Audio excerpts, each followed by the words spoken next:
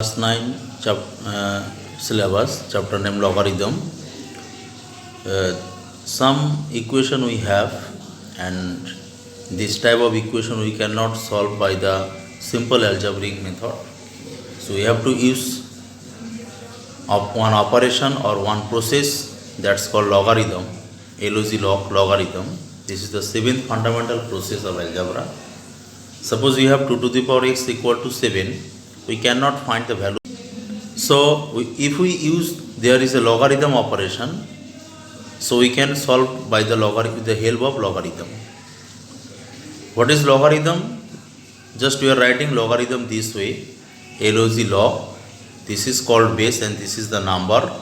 This is base and this is the number. And how to read logarithm of x to the base a. Logarithm of x to the base a. This way we are reading. So suppose you have 2 to the power x, then we can write x equals to logarithm 2 base 7. And suppose we have logarithm 2 base 7 is equal to x. In that case we can write 7 is equals to 2 to the power x. You see it here, 2 to the power x equal to 7, that means x equals to logarithm of 7 to the base 2. And if you have x equals to logarithm of 7 to the base 2, then we can write 2 to the power x equal to 7. This is the definition of the logarithm. In generally, if you have a to the power x equal to m, we can write x equals to logarithm of m to the base a. And if you have x equals to logarithm of m to the base a, then we can write a to the power x is equal to m. Provided condition a greater than 0, m greater than 0, a not equals to 1.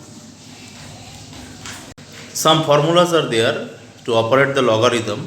Logarithm of mn to the base a, that is when it is in product form, we can write as a sum. Logarithm of m to the base a plus logarithm of m to the base a. Proof is there. Suppose logarithm of m to the base a, if it is p, then and logarithm of n to the base a, if it is q. By the definition, we can write this a to the power p equal to m and a to the power q is equal to n.